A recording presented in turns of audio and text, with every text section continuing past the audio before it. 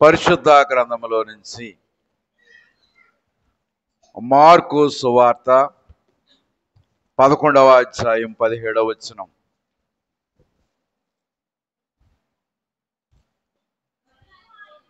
మరియు ఆయన బోధించుచు, నా మందిరము సమస్తమైన అన్యజనులకును ప్రార్థనా మందిరం అనబడును. చాలు, చిన్న ప్రార్థన చేసుకుందాం.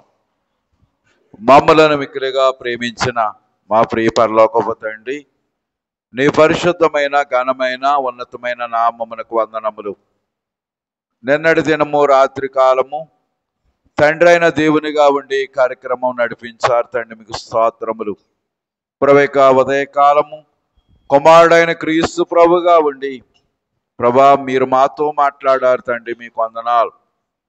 ప్రవేక రాత్రి కాలం 3వ కూడికలోనికి మేము వచ్చినటువంటి వారమై ఉన్నాం. ప్రవేక 3వ కూడికలోనికి ఏకీవించినటువంటి మమ్ములను నీకు ఇష్టమైనటువంటి పాత్రలుగా మలచండి. ప్రవేక దినము రాకడ పండుగ మందిర యానివర్సరీ రెండూ కూడా జరిగించువారమై ఉన్నాము కనుక ప్రవేక సమయమందు నైనా నీకు వాక్యము చేత మమ్మల్ని నింపండి తండ్రి, మీకు వందనాలు. అలాగని ఇదిగో ప్రభా, సిద్ధపడి వచ్చిన ప్రతి వారి యొక్క విషయంలో మీకు సన్నిధిలో ప్రార్థిస్తూ ఉన్నాం కనుక ప్రతి వారిని నీ యొక్క ఆత్మతో నింపి నీ యొక్క మహిమరాకడకు ఆకర్షించుకొని మహిమను పొందమని మా నిమిత్తము మరలా రానైనా యేసునామమున వేడుకొనుచున్నాం తండ్రి. కూడి వచ్చిన దేవుని పిల్లలారా, కృపయో సమాధానమును మీకు సమృద్ధిగా కలుగునుగాక. మంచిదండి ప్రియులరా. మరి ఈ యొక్క మార్కు సువార్త 11వ అధ్యాయం 17వ వచనములో నా మందిరము సమస్తమైన అన్యజనులకు ప్రార్థనా మందిరము అనబడును అని రాస్తారు. కనుక అన్యజనులు అంటే ఎవరు అని మనం ఆలోచన చేస్తే, యూదుడు కానీ ప్రతివాడు కూడా ఎవరై ఉన్నారంటే అన్యుడే. అసలు లెక్కన మనం చూసుకుంటే యూదుడు కానీ ప్రతి వ్యక్తి కూడా ఎవరై ఉన్నారంటే అన్యులై ఉన్నారు.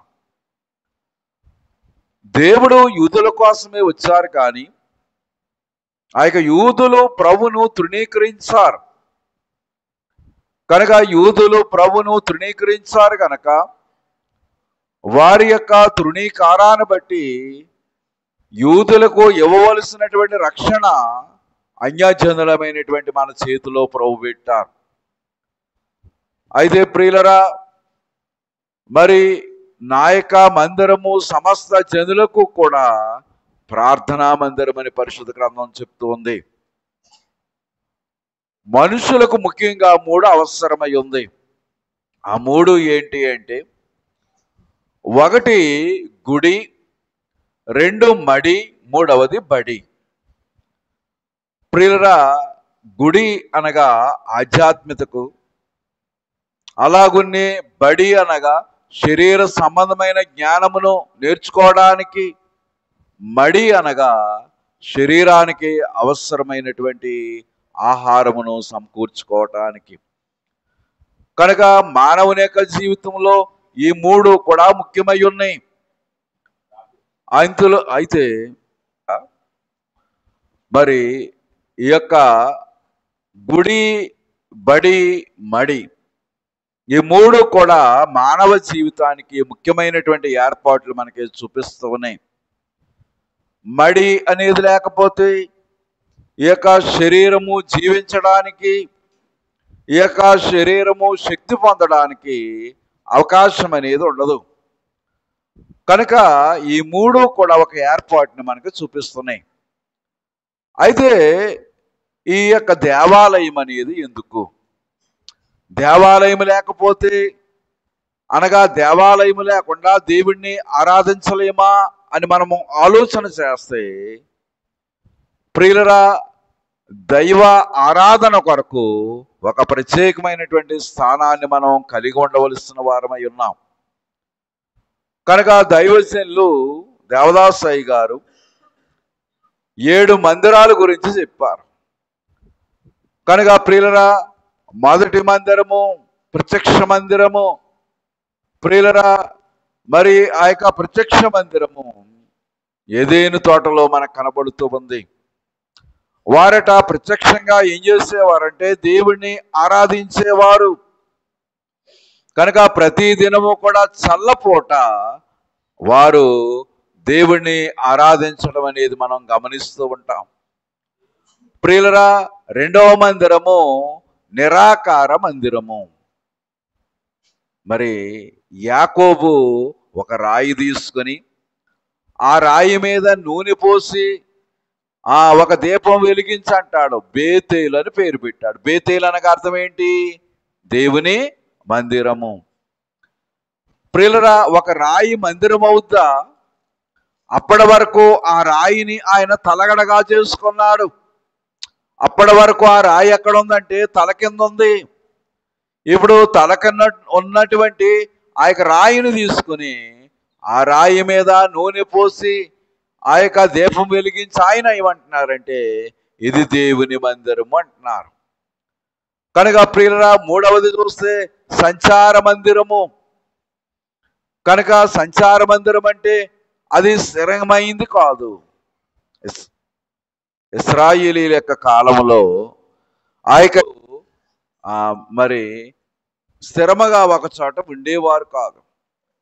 40 సంవత్సరాలు కూడా వారు ఒక చోట నుంచి మరొక చోటికి ప్రయాణం చేస్తూ ఉండేవారు. అయితే వారి ప్రయాణ కాలంలో వారు ఏర్పాటు చేసుకున్నటువంటి ప్రత్యక్షపు గుడారాన్ని కూడా వారు ఏం చేసేవారంటే వారితో పాటు తీసుకుని వెళ్ళేవారు. దీన్ని ఏమన్నారంటే సంచార మందిరం అన్నారు. ప్రియులరా, తర్వాత కాలంలో అనగా 4వ మందిరము మనం పరిశీలన చేస్తే అది స్థిర మందిరము. సొలొమోను గారు నిర్మాణం చేస్తున్నటువంటి మందిరము. అయితే ప్రియులరా, సొలొమోను నిర్మించినటువంటి ఆ యొక్క మందిరాన్ని మరి ఆ యొక్క ఇశ్రాయేలీలు అవిధేయతను బట్టి ఆ యొక్క బబులోను రాజు వచ్చి ఆ యొక్క మందిరాన్ని మరి పడద్రోయటం, ఆ యొక్క మందిరాన్ని భయంకరమైనటువంటి స్థితిలోనికి తీసుకుని వెళ్ళటం మనం ఎరిగిన వారమే. కనుక ప్రియులరా, ఆ యొక్క తరువాత కాలంలో ఆ యొక్క మందిరాన్ని ఎజ్రా నెహెమ్యాలు కట్టారు. దాన్ని ఏమన్నారంటే పునర్నిర్మాణ మందిరము అన్నారు. ప్రియులరా, ఇప్పుడు 5వ మందిరము మరి ఆ యొక్క ఎజ్రా నెహెమ్యాలు కట్టినటువంటి ఆ యొక్క మందిరాన్ని తర్వాత కాలంలో ప్రియుల టైటస్ అనే రాజు వచ్చి దాన్ని పడగొట్టాడు. ప్రియులరా, మరి ఆ యొక్క సమయంలో ఏరోదు అనేటువంటి రాజు ఏం చేస్తాడంటే మందిరాన్ని కట్టారు. ఎంతకాలం అంటే 46 సంవత్సరాలు కట్టాడని సువార్తల్లో మనం చదువుకుంటూ ఉంటాం.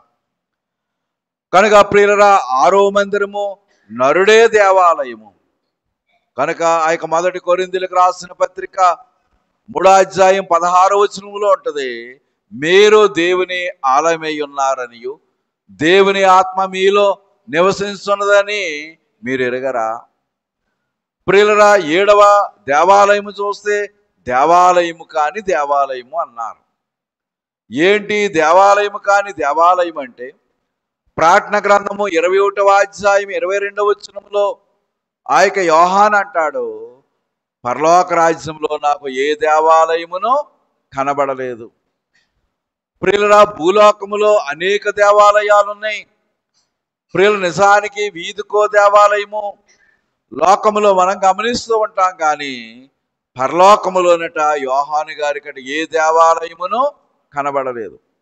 కనుక దీన్ని ఏమన్నారంటే దేవాలయం కాని దేవాలయం అన్నారు. కనుక దేవుడే దానికి ఏమై ఉన్నారు అంటే ఒక దేవాలయంగా దేవుని యొక్క పరిశుద్ధ గ్రంథం మనకి చూపిస్తూ ఉంది. కనుక దైవజనులు దేవదాసయ్య గారు దేవాలయానికి ఒక పేరు పెట్టారు. ఏంటా పేరంటే చిన్న మోక్షము. కనుక దేవాలయానికి దైవజనులు పెట్టినటువంటి పేరు ఇది ఒక చిన్న మోక్షం. అయితే ఏనాడు కూడా మందిరములో అడుగు పెట్టని నీవు ఏ ముఖం పెట్టుకుని మోక్షానికి వెళతావు అని ప్రశ్నిస్తారు. కనుక ప్రియులరా, ఈ మందిరంలోనికి మనం అడుగు పెడితేనే కానీ మోక్షములో అడుగుపెట్టే అర్హత అనేది మనకు రాదంట. కనుక చదువుకున్న వారికి ఉద్యోగ అర్హత ఎలాగునొస్తుందో అలాగునే ఈ యొక్క మందిరములో అడుగుపెట్టే మనకట దేవుడు ఒక అర్హత ఇస్తున్నారు. ఏంటంటే అది మోక్షములోనికి వెళ్ళేటటువంటి అర్హత. కనుక ప్రియులరా, మానవులమైనటువంటి మనము మందిరములోనికి వచ్చుట ద్వారా అనేకమైన ఆశీర్వాదములు, ఇంకా చూస్తే అనేకమైనటువంటి దీవెనలు మనం పొందేవారమై ఉంటాం. మందిరమును బట్టి 3 ఏర్పాట్లు మరి దేవుడు మానవులకి ఇచ్చారు. ఒకటి, మందిరాన్ని బట్టి అవసరాలు తీరుతాయి. రెండవది, మందిరాన్ని బట్టి ఆశీర్వాదం వస్తుంది. 3, మందిరాన్ని బట్టి అంతస్తు అనేది వస్తుంది. మొదటి వచ్చేది అవసరాలు తీరుతాయి, రెండవది ఆశీర్వాదం వస్తుంది, మూడవది అంతస్తు అనేది కూడా వస్తుంది. కనుక ప్రియులరా, మానవులమైనటువంటి మనము ఇళ్ల దగ్గర ఉంటే మనకు అవసరత తీరదు. సైతాన్ ఎదిరింపులైన పుస్తకంలో దావీదు రాస్తారు. కొంతమంది అంట ఇంటి దగ్గర ఉండి ప్రార్థన చేసుకుంటే చాలదా, గుడికెందుకు వెళ్ళాలి అని చెప్పేసట గుడికి రారట. ప్రియులరా, విద్యార్థి బడికి వెళ్ళకపోతే చదువు ఎలా రాదు, అలాగనే విశ్వాసి కూడా గుడికి రాకపోతే ఆధ్యాత్మికంగా ఎదగటానికి వీలనేది ఉండదు. కనుక మన యొక్క విశ్వాస జీవితంలో మనము అభివృద్ధి చెందటానికి, ప్రియుల మన యొక్క అవసరాలు తీరటానికి ప్రధానమైనటువంటి ఏర్పాటు ఏమై ఉంది అంటే మందిరమై ఉంది. చూడండి, ఆ యొక్క మొదటి సమూయేలు గ్రంథం 1వ అధ్యాయము 10వ వచనములో,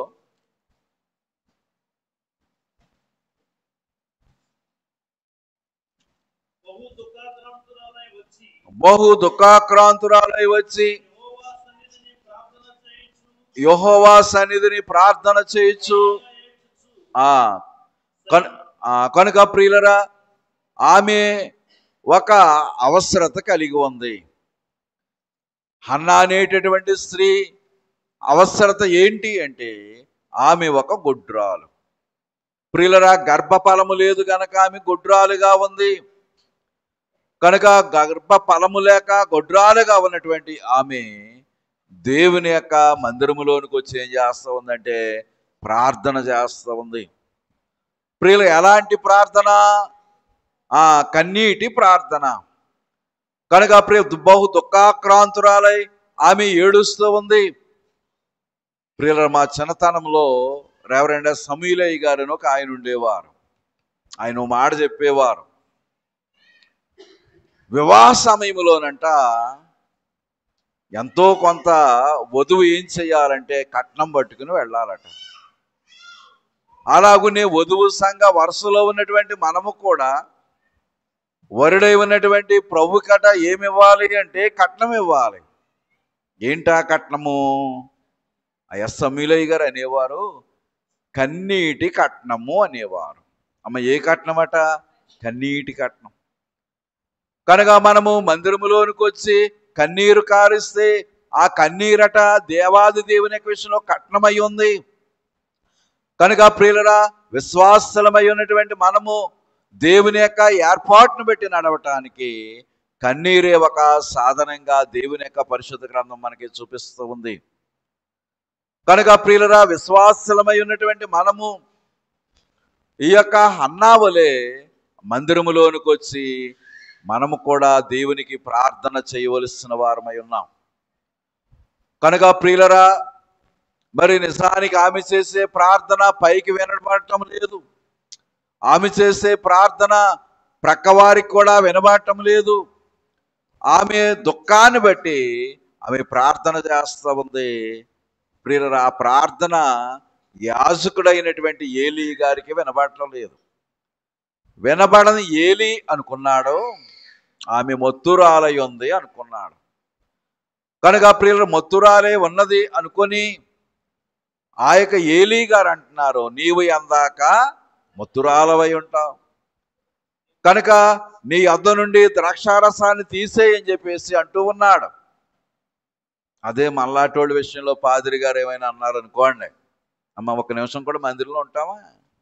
ఆహా, ఈ పాదిరి నన్ను ఇంత మాట అంటాడా? నేను పుచ్చుకొచ్చాను అంటాడా?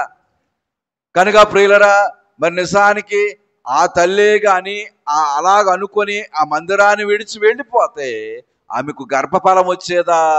రాదు. ప్రియులరా, ప్రభు అంటూ ఉన్నారు, నాకు వేరుగా ఉండి మీరేం చేయలేరు. ప్రియులరా, మా ప్రాంతాల్లో ఒక మాట చెప్తారండి, ఏంటంటే బావి మీద కోపగించి ఆ యొక్క నీళ్లు త్రాగటం మానేస్తాయనట. నష్టం ఎవరికి? మనకా బావికా? మనకి. అలాగున్నే ప్రియులరా, మరి దేవుని విశ్వాసలమై ఉన్నటువంటి మనము ఆ యొక్క బావి దాహాన్ని ఎలా తీర్చేదై ఉందో, మన ఆత్మీయ దాహము తీర్చేది ఏంటంటే దేవుని యొక్క మందిరమే. కనుక దేవుని యొక్క మందిరములోనికి వచ్చి మన యొక్క మనవి, మన యొక్క విజ్ఞాపన దేవునికి మనం చెప్పుకోవలసినటువంటి వారమై ఉన్నాం.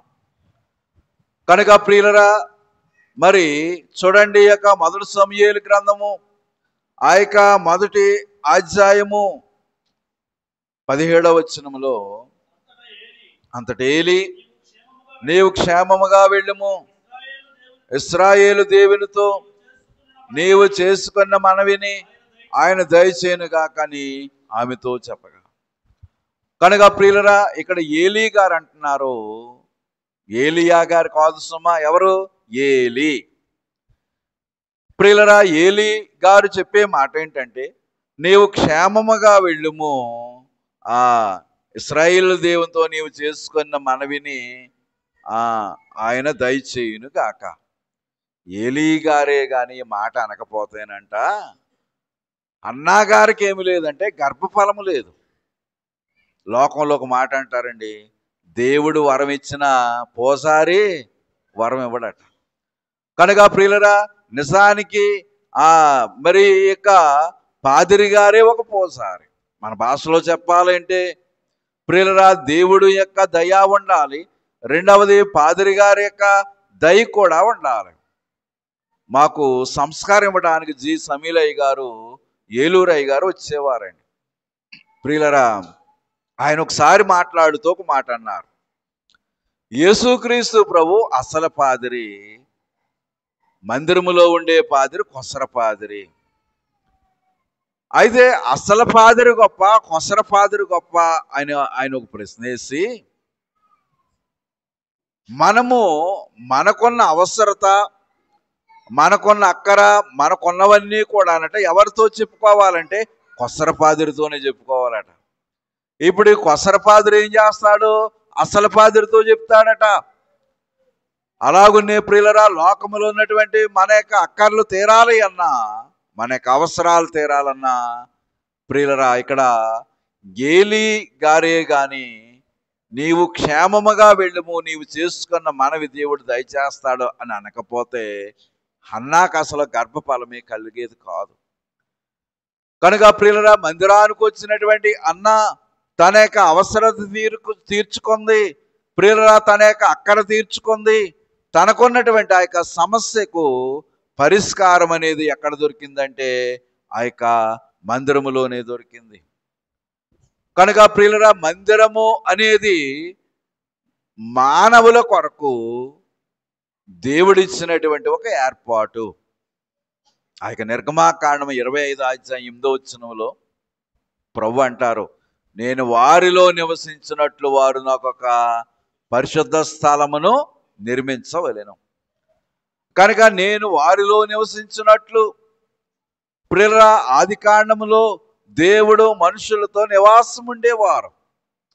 కనుక ప్రతి దినము కూడా చల్లపూట దేవుడు వచ్చట ఆదాము అవ్వల్ని పలకరిస్తూ ఉండేవారు.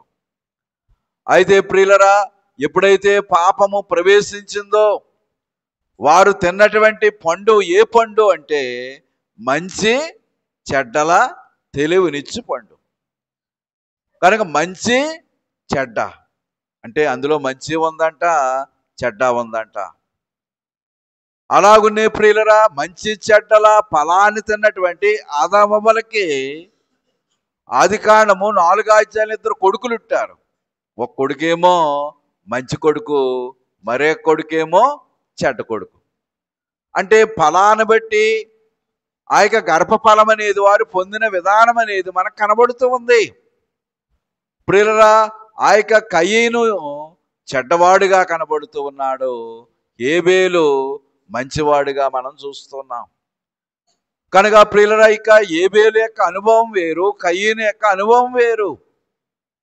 కనుక కయీను యొక్క అనుభవము మరి నిజానికి దేవునికి వ్యతిరేకమైనటువంటి అనుభవము. కానీ హేబేలు యొక్క అనుభవాన్ని కానీ మనం చూస్తే ప్రియులారా, ఆ యొక్క హేబేలు గొర్రెల కాపరిగా మనం గమనిస్తూ ఉన్నాం. కనుక ప్రియులారా, రాబోయే అంటే తర్వాత కాలంలో ఒక కాపరి రాబోతూ ఉన్నారు. ఆయన గొర్రెల ప్రధాన కాపరి.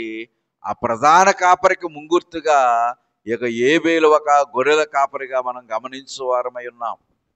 ప్రియులారా, దైవజనులు దేవదాసాయి గారు ఒకసారి చెప్తూ పరిశుద్ధ గ్రంథంలో 7 గొర్రెల కాపర్ల గురించి చెప్పారు. కనుక మొదటి గొర్రెల కాపరి ఎవరంటే హేబేలు. ప్రియులారా, రెండవది ఆ యొక్క గొర్రెల కాపరి ఎవరు అంటే యాకోబు ఒక గొర్రెల కాపరి. ప్రియులారా, మోషే కూడా ఒక గొర్రెల కాపరి. కనుక ఎలాగున దావీదు కూడా ఒక గొర్రెల కాపరి, యేసుక్రీస్తు ప్రభు గొర్రెల కాపరి. ఆయన శిష్యుడైనటువంటి పేతురు కూడా ఎవరు? ఆయన కూడా గొర్రెల కాపరి. నా గొర్రెలను మేపుము, నా గొర్రెలను కాయము అని చెప్పేసి ప్రభు చెప్పారు. కనుక ప్రియులారా, ఎలాగున ఆ యొక్క హేబేలులో ఉన్నటువంటి ఆ యొక్క అనుభవాన్ని బట్టి ఇక్కడ మనం ఆలోచన చేస్తే ప్రియులారా, అతడు మంచి వ్యక్తిగా మనం గమనిస్తూ ఉన్నాం. అయితే మందిరము మానవుణ్ణి, అనగా మట్టిఘటమైనటువంటి మానవుణ్ణి మహిమ కలిగినటువంటి మానవునిగా మార్చేది ఏంటంటే మందిరమే. కనుక ప్రియులారా, కనుక ఈ యొక్క మందిరము మానవునికి మహిమ సంబంధమైనటువంటి ఏర్పాటుని చూపిస్తూ ఉంది. కనుక ప్రియులారా, మందిరములో ఏముంది అంటే దేవుని యొక్క మహిమ ఉంది. చూడండి, అపొస్తలుల కార్యములు 3వ అధ్యాయములో ఒక మందిరం కనపడుతూ ఉంది. ఆ యొక్క యోహాను అపొస్తలుల కార్యములు 3వ అధ్యాయం 6వ వచనములో, అంతట పేతురు, వెండి బంగారములు నా యొద్ద లేవు గాని నాకు కలిగినదే నీకు ఇస్తున్నాను, నజరేయుడైన యేసుక్రీస్తు నామమున నడుమని చెప్పి. ప్రియులారా, ఇక్కడ ఒక దేవాలయం కనపడుతుంది. ఆ దేవాలయం పేరు ఏంటంట? శృంగారము. శృంగారం అంటే ఏంటి? అందమైంది, మనోహరమైంది. అయితే ఆ శృంగారం అను దేవాలయము దగ్గరట కుంటోడు ఉన్నాడట. ప్రియులారా, ఆ కుంటివాడట ఏం చేస్తూ ఉన్నాడు? ఆ దేవాలయమునకు వెళ్ళేవారిని, దేవాలయములో నుండి వచ్చేవారిని ఏం చేస్తూ ఉన్నాడంటే భిక్షం అడుగుతూ ఉన్నాడు.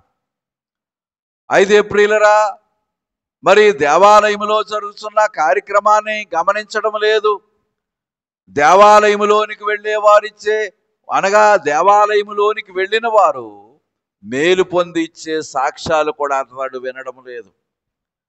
దేవాలయంలో జరుగుతున్న పాటలు, ప్రార్థన, వాక్య పఠన వీటినేంటిని కూడా అతడు గుర్తించడం లేదు. అతనికి కావలసింది ఏంటి? వెళ్ళేవారు వచ్చేవారు ఇచ్చే డబ్బులు మాత్రమే కావాలి. అయితే ప్రియులారా, ఒకానొక దినాన ఆ దేవాలయంలోనికట పేతురు, యోహాను అనే ఒక ఇద్దరు భక్తులు వెళుతూ ఉన్నారు. అయితే ప్రియులారా, ఆ ఇద్దరు భక్తులు కూడా భక్తి కలిగినటువంటి వారు. కనుక ఈ మధ్యకాలంలో ఒక ఆయన ఓ చోట మాట్లాడుతూ ఒక మాట అన్నారు. ఏమనంటే, ఆ కాలంలో ఉన్న సేవకుల దగ్గర ఏముంది అంటే మరి మహిమ ఉంది. కానీ ఈనాటి కాల సేవకుల దగ్గర మనీ ఉంది కానీ అట మహిమ లేదంట. కనుక ప్రియులారా, మరి ఆ కాలంలో ఉన్నటువంటి ఆ సేవకులైనటువంటి వారు చెప్పినటువంటి మాట ఏంటంటే, నీకు ఇవ్వటానికి వెండి లేదు, బంగారం లేదు, కానీ మా కలిగిందే నీకు ఇస్తున్నా.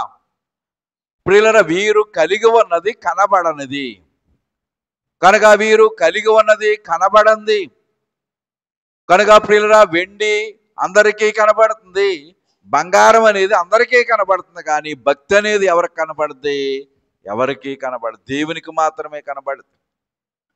ప్రియులరా, మానవ జీవితంలో భయభక్తులు అనేవి చాలా ప్రధానమైనవి కనుక భయము వేరు, భక్తి వేరు కనుక ప్రియులరా, భయము అనగా పాపానికి దూరంగా ఉండటం, భక్తి అనగా దేవునికి దగ్గరగా ఉండటం.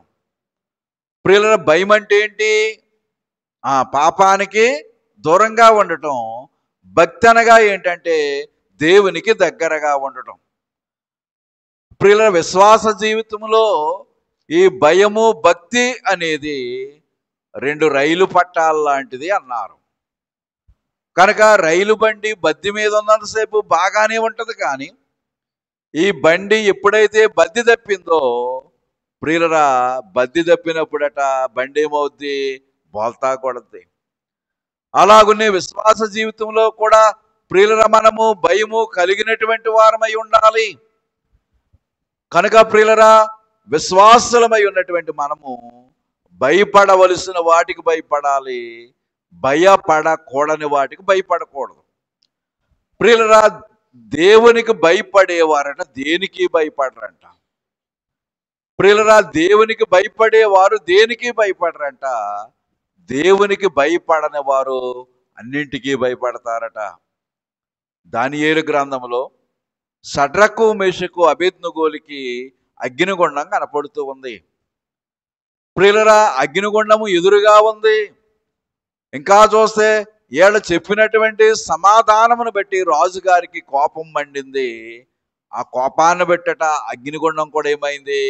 7 అంతలు ఎక్కువైంది. కనుక ప్రియులరా, మరి ఆ యొక్క మంట పెరిగింది కనుక పరిశుద్ధ గ్రంథం చెప్పే ఏర్పాటును బట్టి చూస్తే 2 అగ్నిగుండాలు ఉన్నాయి. ఒకటి నరకాగ్నిగుండము, రెండవది దానియేలు గ్రంథంలో ఉన్న అగ్నిగుండం. ఈ దానియేలు గ్రంథంలో ఉన్న అగ్నిగుండం ఎవరు ఏర్పాటు చేస్తారు? రాజుగారు ఏర్పాటు చేస్తారు, అంటే మనిషి ఏర్పాటు. కానీ నరకాగ్నిగుండం ఎవరిది? సాతాను కొరకు, వాని దూతల కొరకు దేవుడు ఏర్పాటు చేసింది. అది మనుషుల కొరకు కాదు సుమా, సాతాను కొరకే. కానీ మానవుడు దేవుణ్ణి అనుసరించడం మానివేసి సాతాను యొక్క స్నేహము చేసట ఆ యొక్క మనిషి ఎందులోకి వెళుతూ ఉన్నాడంటే ఆ యొక్క నరకాగ్నిగుండంలోనికి వెళుతూ ఉన్నాడు. కనుక దైవజనులు చరణములో రాశారు, మరి నరకమున పడు వారిని చూసి పరిశుద్ధాత్మ విలపించను.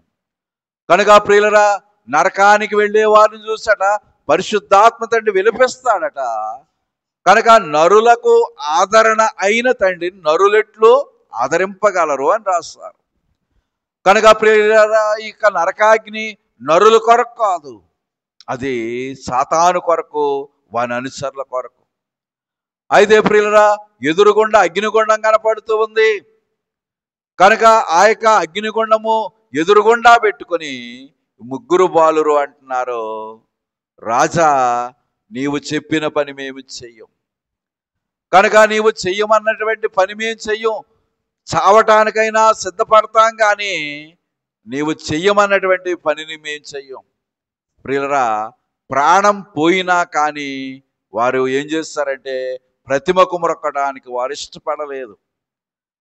కనుక ప్రియులరా, రాజుగారు చేసినటువంటి లేక రాజుగారు సిద్ధపరిచినటువంటి అగ్నిగుండంలో వారు పడినప్పుడు కేవలం వారి శరీరానికే హాని కలుగుతుంది, కానీ ఆమె ఆత్మకు హాని కలుగుద్దా? కలగదు. కానీ దేవుడు సిద్ధపరిచినటువంటి అగ్నిగుండంలో ఎవరైనా పడితే వారి శరీరానికి హాని, ఆత్మకు కూడా హాని.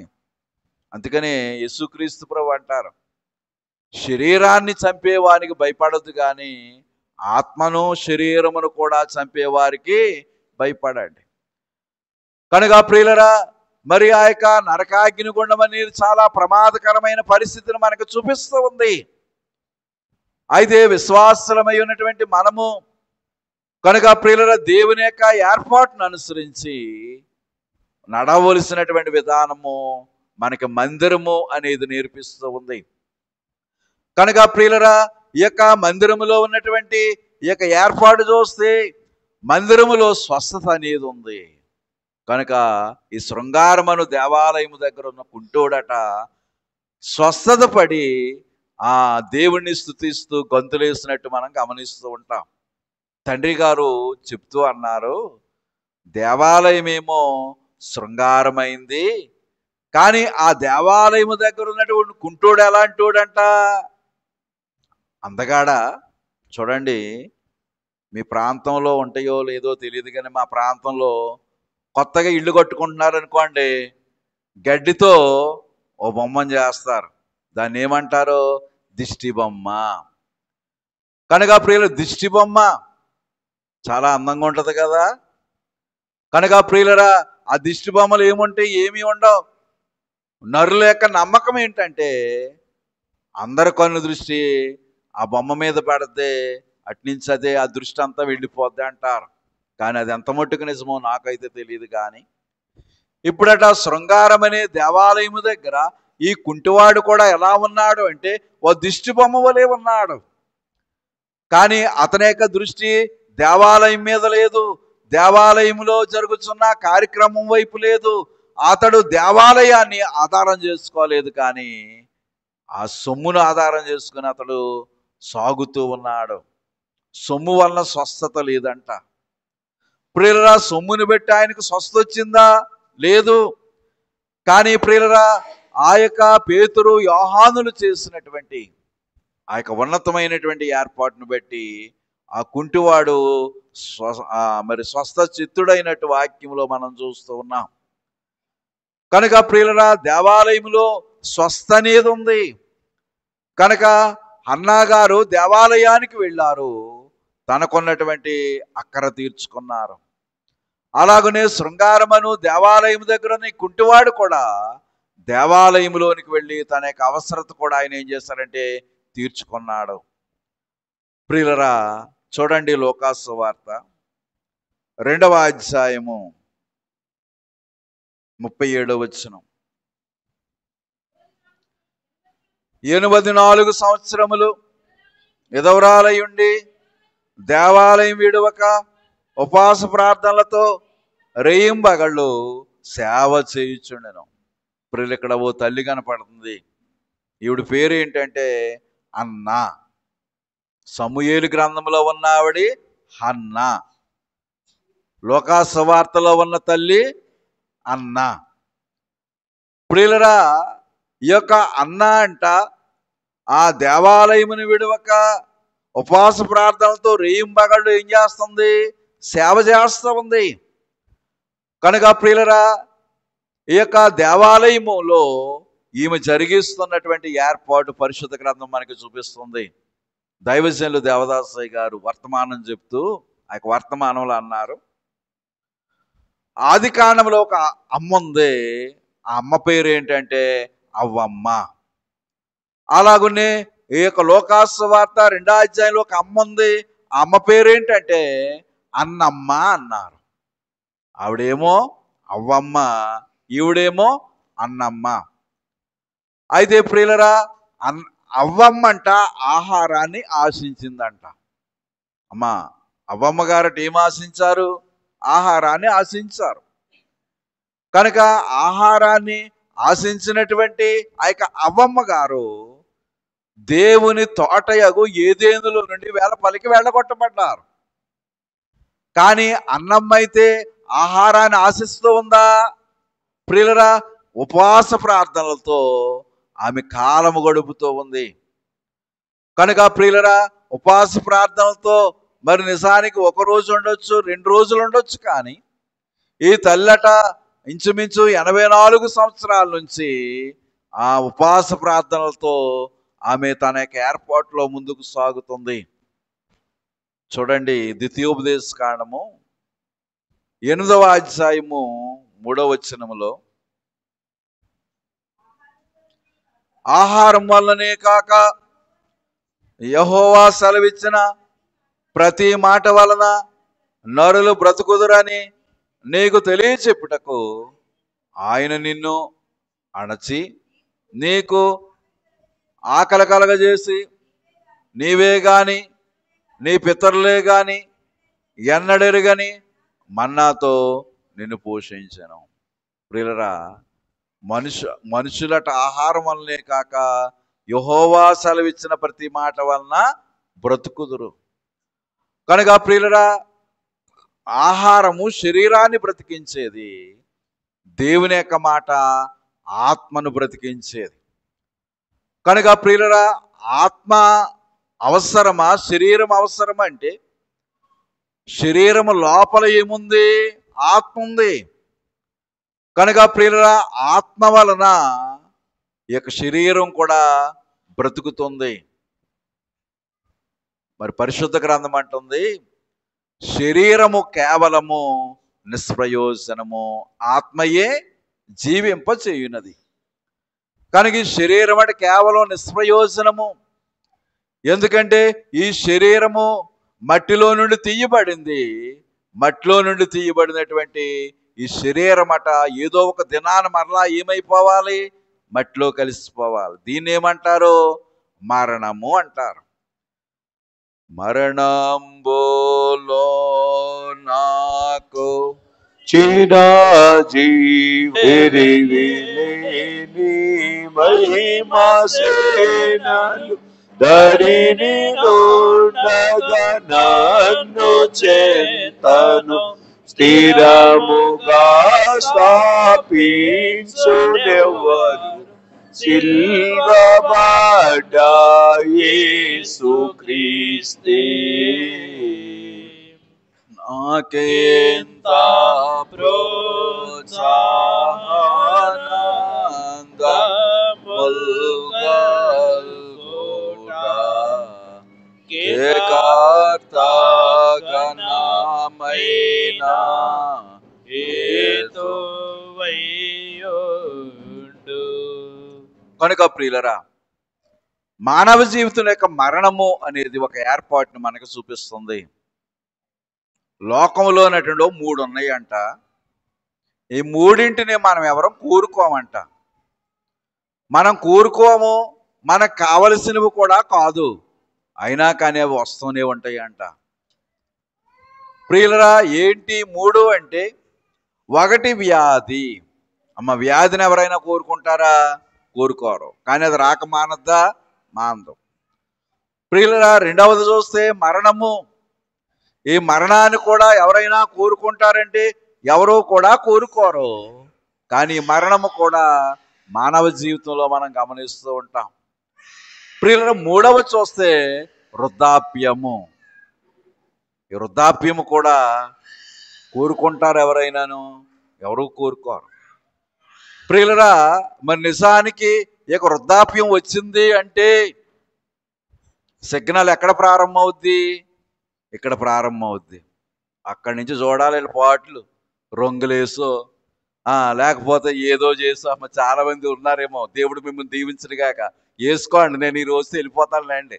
కనుక ప్రియులరా, మరి దేవుని యొక్క మాటను బట్టి చూస్తే ఆ యొక్క వృద్ధాప్యాన్ని దాచుకోవడానికి ఎన్నో ప్రయత్నాలు, ఎన్నో తంటాలు పడుతూ ఉంటారు.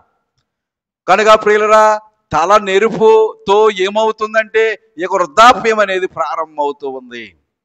కానీ పరిశుద్ధ గ్రంథం అంటుంది, నీ ఒక వెంట్రుకను తెల్లగా కానీ నల్లగా నీవేం మార్చలేవు, కానీ మారుస్తున్నారు. ప్రియులరా, ఆ మార్పు వలన మనిషికి ఒక విధమైనటువంటి ప్రియులరా కొన్ని కెమికల్స్ ఇక మెదడులోనికి వెళ్ళి చాలా భయంకరమైనటువంటి పరిస్థితిని మానవునికి తీసుకొస్తూ ఉన్నాయి. క్యాన్సర్ వస్తుందండి. అవునండి, క్యాన్సర్ వస్తుంది, నిజమే. కనుక ప్రియులు, అనేక రకాలైనటువంటి వ్యాధులు ఆ తల రంగు ద్వారా మనకు ప్రవేశిస్తున్నాయి. అయినా కానీ మాంతారంటారా? అబ్బే, అది ఉండాలి. మరి ఏమవుతుందో నాకు అర్థం అవుతుందండి. కనుక ప్రియులరా, తలకు రొంగేస్తే ఏమవుద్ది, రొంగెయ్యపోతే ఏమవుద్ది? కనుక అది ఒక సహజమైనటువంటి ఏర్పాటు. కనుక ప్రియులు, ఈ 3 కూడా ఎవరు కోరుకోరంట. కోరుకోపోయినా కానీ అవి మానవ జీవితంలోనికి ప్రవేశిస్తూ ఉంటాయి. అయితే దేవుని యొక్క వాక్యాన్ని ఇక్కడ మనం జాగ్రత్తగా గమనిస్తే ప్రియులరా, ఆహారం వల్లనే కాదు కానీ దేవుడు సెలవిచ్చు మాట వలన కూడా నరులు బ్రతుకుతారు, జీవిస్తారు. కనుక ఇక మత్తయి వార్త 4వ అధ్యాయంలో యేసుక్రీస్తు ప్రభు ఉపవాసం చేసినప్పుడు సాతాను ప్రభు దగ్గరకు వచ్చి అంటుంది, నీవు దేవుని కుమారుడు అయితే ఈ రాళ్ళు రొట్టెలగినట్లు ఆజ్ఞాపించు అంది. ప్రియులరా, దీన్ని ఏమన్నారంటే ఆహార శోధన అన్నారు. కనుక ఆదాము అవ్వలకి ఆహార శోధన వచ్చింది. ఆ యొక్క ఆహార శోధనలోనట ఆదాము అవ్వలు పడిపోయారు. అలాగున్నే ఆ యొక్క యాకోబు గారి యొక్క సహోదరుడై ఉన్నటువంటి ఏషావు గారు కూడా ఏమొచ్చింది, ఆహార శోధన వచ్చింది. ప్రియులరా, పొలము నుంచి వచ్చేటప్పటికట ఎర్రెర్రగా కనపడుతుందంట. ఎర్రెర్రగా కనపడుతున్న వంటకాన్ని చూసి నాకు పెట్టు అంటే ఈయనేమనంటే, నీ జ్యేష్ఠత్వం నాకు ఇచ్చేస్తే నేను నీకు కూర వండి పెడతానన్నాడు. ప్రియులరా, తన యొక్క జ్యేష్ఠత్వం అంటే సామాన్యమైంది కాదు. కనుక ప్రియులరా, రెండంతల దీవెన, తండ్రి యొక్క ఆస్తిలో రెండంతల దీవెనట ఎవరికి వస్తుంది? జ్యేష్ఠుడికి వస్తుంది. కానీ ప్రియులరా, నిజానికి రెండంతల దీవెన ఎవరికి రావాలి? యాకోబుకి రావాలి. వచ్చిందంటారా? ఎందుకంటే ఆయన ఇంటి నుంచి పారిపోయాడు. కనుక ప్రియులు ఇంటి నుంచి పారిపోయాడు. ఏం పట్టుకుని పారిపోయాడు అంటే, ఒక చేతి కర్రతో మాత్రమే నేను ఈ అర్ధాను దాటి తిని అంటున్నాడు. కేవలం చేతి కర్రతో మాత్రమే వెళ్ళాడట. ప్రియులరా, అబ్రహాము మిక్కిలి ఆస్తిపరుడు. ఆ యొక్క అబ్రహాం యొక్క ఆస్తి అంతా ఎవరికి వచ్చింది? ఇస్సాకు గారికి వచ్చింది. ఇస్సాకు గారికి 2 కుమారులు ఉన్నారు. ప్రియుల, ఒక కుమారుడు యాకోబు, మరే కుమారుడు ఏషావు. అయితే యాకోబు ఇంటి నుండి పారిపోయాడు కనుక ఇప్పుడు ఆస్తి అంతా ఎవరికి ఉందంటే ఏషావుకు ఉంది. ఒకానొక సమయంలో నాకు కలిగిన ఆస్తిలో నీకు ఇస్తాను అని యాకోబు అన్న ఆ యొక్క ఏషావు అంటాడు, నాకు కావలసినంత ఉన్నది అంటాడు. అయితే ఏషావు యొక్క ఆస్తి ఏమయ్యింది? కనుక ప్రియులరా, ఏషావు యొక్క ఆస్తి ఏమయ్యింది అంటే, మరి అబ్రహాము యొక్క ఆస్తి పదిలంగా ఉంది. ఎందుకంటే అబ్రహాము ప్రార్థనాపరుడు. తన యొక్క ఆస్తి చుట్టూనంట ఒక ప్రార్థన అనే ఒక కంచె వేయబడింది కనుక ఆ యొక్క కాపలా అనేది ఉంది. ప్రియులరా, ఇస్సాకు యొక్క జీవితంలో కూడా ఆ యొక్క ప్రార్థన అనేది ఉంది. కనుక ప్రియులరా, ఆ యొక్క ఇస్సాకు కూడా ప్రార్థనాపరుడే. అతడు ఆ దేశమందు విత్తనం వేసి 100 అంతల ఫలితాన్ని పొందాడు. కానీ ప్రియులరా, ఏషావు దగ్గరకు వచ్చేటప్పటికి ఆ యొక్క ఆస్తి ఏమైపోయిందంటే అది లెక్కాపత్రాలు లేకుండా అయిపోయింది. కనుక ప్రియులరా, లోకములో ఉన్నటువంటి మన యొక్క ఆస్తి నిలవాలి అంటే, లేక లోకములో ఉన్నటువంటి మన యొక్క ఆస్తికి కాపుదల ఉండాలి అంటే మనము చేసుకునే ప్రార్థనే ఒక ఏర్పాటు. ఆదికాండము 13వ అధ్యాయాన్ని బట్టి చూస్తే ప్రియులరా, దేవుడు అబ్రహామును పిలిచారు. అబ్రహాము దేవుని యొక్క పిలుపుని బట్టి బయటకు వచ్చారు. అబ్రహాము వస్తూ ఉన్నప్పుడట ఆయన కూడా మరొకళ్ళు వచ్చారు. ఎవరు? లోతు. ప్రియులరు, ఇప్పుడు అబ్రహామునట లోతు వెంబడించాడు. అయితే దేవుడు ఆ యొక్క పిలుపు అందుకున్న అబ్రహాముకి ఎంత ఆస్తి ఇచ్చారో వెంబడించినటువంటి లోతుకు కూడా అంతే ఆస్తి ఇచ్చారు.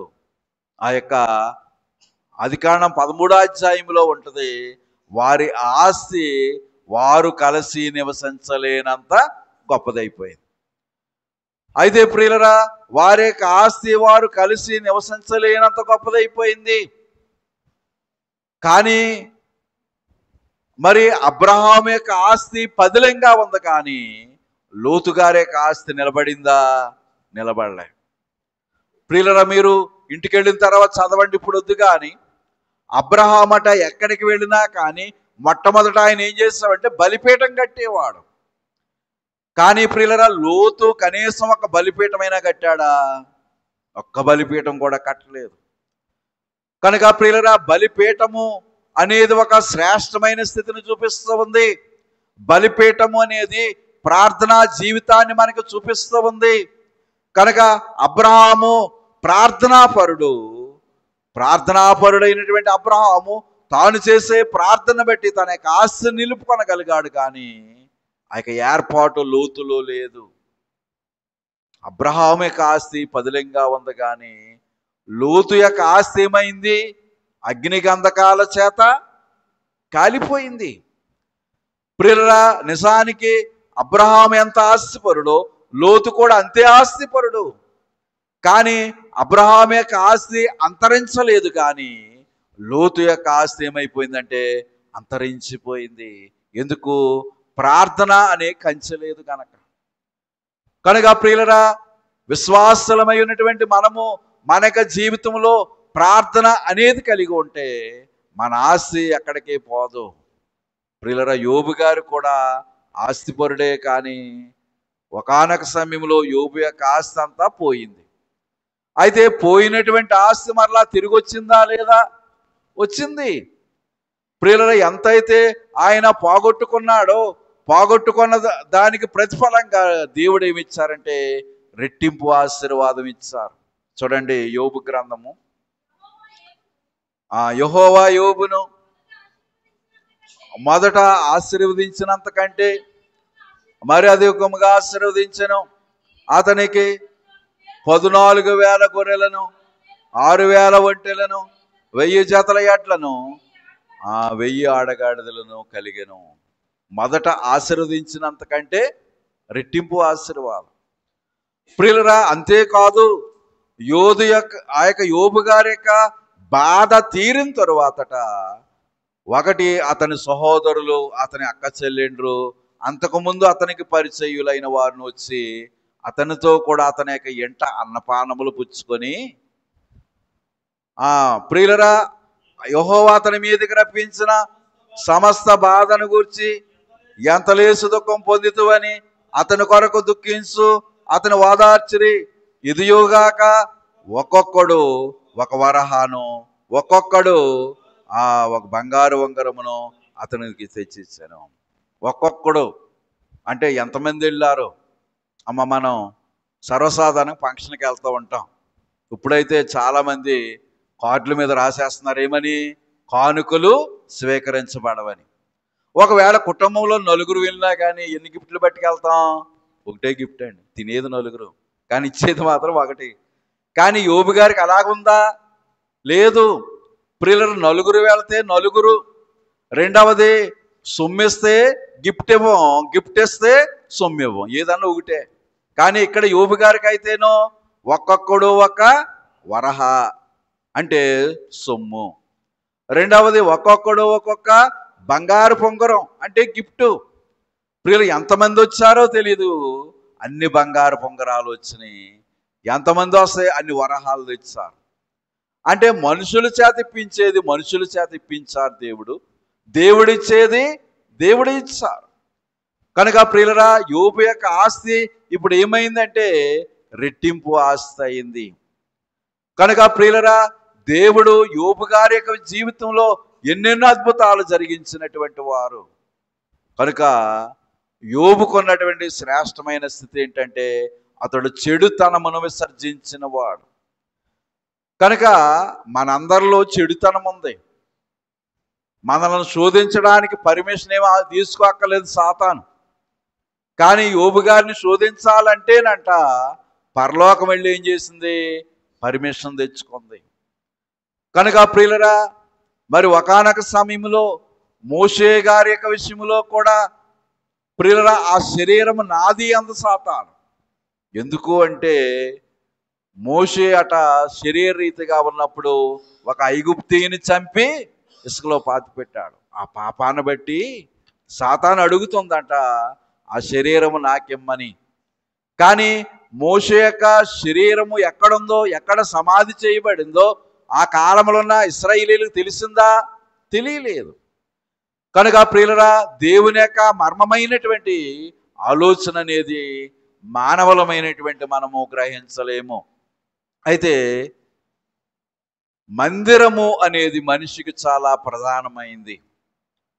ప్రియులరా, విశ్వాసులమై ఉన్నటువంటి మనము మన యొక్క విశ్వాస జీవితంలో ఉన్నతమైన స్థానము సంపాదించుకోవాలి అంటే మనం ఏం చేయాలంటే మానకుండా మనము మందిరానికి రావాలి.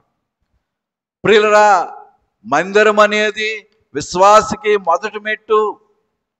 మన యొక్క అవసరాలు అక్కర్లు అన్నింటికీ కూడా పరిష్కారం ఎక్కడ దొరుకుతుందంటే మందిరంలోనే దొరుకుతుంది. జి సమీలయ్య గారని ఆయన ఒకసారి మాట చెప్పారు. ఏంటా మాట అంటే, ఒక ఊళ్ళో ఉన్నటువంటి ఓ మందిరం ఉందంట, పెద్ద దేవాలయం అటండి. అయితే ఆ దేవాలయంలోనికి ప్రజలు ఎప్పుడు వస్తారో అంటే పండుగలప్పుడు. ఇంకా మిగిలిన ఆదివారాలు ఖాళీగా ఉంటుందంటండి, ఎవరు రారట. కానీ ఎవరైనా చనిపోయినప్పుడు మాత్రం వస్తారటండి. చనిపోయినప్పుడు వస్తారు, పండుగలకు వస్తారు, కానీ ఆదివారాలు కానీ ఏ ప్రార్థన కూడా ఎవరు కూడా రారట. పాదిరి గారు ఎంత ముత్తుకున్నా కానీ సంఘస్థులు వినటం లేదటండి. చివరికి ఆయనకి ఇసుకొచ్చి ఒక రోజున, అంటే అది లూథరన్ మిషన్ సంఘం. లూథరన్ మిషన్ చర్చీల మీద ఏముంటాయంటే గంటలు ఉంటాయండి. ఒక గంట ఉంటుంది. ఆరాధనకేమో గంట ఒక రకంగా కడతారు, ఎవరైనా చనిపోయినప్పుడు గంట మరొక విధంగా కొడతారు. అది ఎరిగిన వారికి తెలుస్తుంది. కనుక ఆ యొక్క లూథరన్ మిషను ఆ చర్చి మీద ఉన్నటువంటి గంట అంట ఆ పాదిరి గారు చావు గంట కొట్టించారట. చావు గంట కొట్టించారట. ప్రియులరా, సంఘస్థులందరూ ఆ గంట విన్నారు. విని బిలబిల మందిరానికి వచ్చారట. ఎవరు చనిపోయారు? ఎవరికే తెలియదు ఎవరు చనిపోయారు. సమాధి పెట్టి ఉంది. ప్రియులరా, ఆ పెట్టి మీద ఆ యొక్క పాదిరి గారు ఒక క్లాత్ కప్పేస్తారు. కనుక సమాధి ఆరాధన అంతా చేసేసారట. ఆరాధన అంతా అయిపోయిన తర్వాత అప్పుడు అన్నారట, చివరిసారి ఆ సమాధిలో ఉన్న వ్యక్తి యొక్క ముఖం చూసి వెళ్ళండి అన్నారట. ప్రియులరా, ఒక్కొక్కడు వస్తున్నారు. సర్వసాధారణంగా సమాధి పెట్లకి అద్దం వేస్తారు. అద్దం ఎలా ఉంటుందంటే చూడండి, మిఠాయి కొట్లలో అద్దం లోపల ఉన్న వస్తువులు బయటకు కనబడతాయి, అలాంటి అద్దం వేస్తారు. కానీ పాదిరి గారట అలాంటి అద్దం వేయలేదటండి.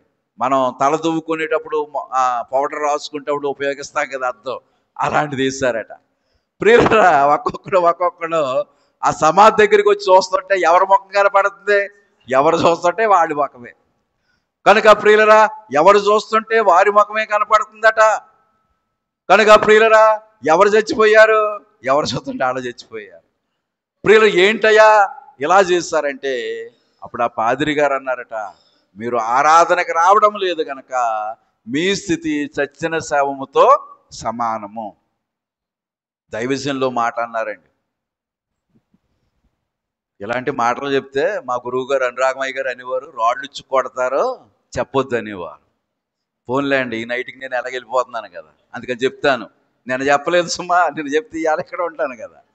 ఏంటంటే ఒక విశ్వాసి 7 ఆదివారాలు మందిరానికి రాకపోయినా, 3 సంస్కారపు అనగా 3 నెలలు సంస్కారానికి రాకపోయినా కానీ వరుసగా 7 ఆదివారాలు మానివేసిన, వరుసగా 3 సంస్కారాల కార్యక్రమానికి రాకపోయినా కానీ ఆ విశ్వాసి సత్యన శవముతో సమానమని రాస్తారు. ప్రియులరాకి నోట్సులు అది పెద్ద పెద్ద అక్షరాలతో మరి రాస్తారు. కనుక ప్రియులరా, మరి విశ్వాస జీవితంలో ఎదుగుచున్నటువంటి మనము ఆరాధన విషయంలో ఎంత ఉన్నతమైన స్థితి మనం కలిగి ఉండాలో మనల్ని మనం పరిశీలన చేసుకోవలసిన వారమై ఉన్నాం. కనుక ఆదివారం మానకూడదు, సంస్కారానికి కూడా మనము మానకూడదు. కనుక ప్రియులరా, సంస్కారము దేవుని యొక్క ఏర్పాటై ఉంది. కనుక ఆరాధన అనేది ఊపిరి లాంటిది. కనుక ప్రియులరా, ఆ యొక్క సంస్కారం అనేది ఆహారం లాంటిది. కనుక మనిషికి ఊపిరి అవసరమే, ఆహారము కూడా అవసరమే. కనుక ఆరాధన దినము అనేది ఒక ప్రాముఖ్యతను మనకు చూపిస్తూ ఉంది. ఆదివార ప్రమేయము అని దైవజనులు కొన్ని పాఠాలు చెప్పారండి. కనుక ప్రియులరా, ఆదివార ప్రమేయము అనేటటువంటి ఆ యొక్క పాఠాల్లో దైవజనులు ఎన్నో విషయాలు తెలియజేస్తారు. కనుక ప్రియులరా, ఏ ఆరాధన దినాన్ని కూడా మనం పోగొట్టుకొనకూడదట. ఏ ఆరాధన దినాన్ని కూడా మనము నిర్లక్ష్యం అనేది చేయకూడదు. ఆరాధన దినాంబో ఆచరింపగవలయో ఈ రోజు కన్నా ఈ రోజేమిన్నా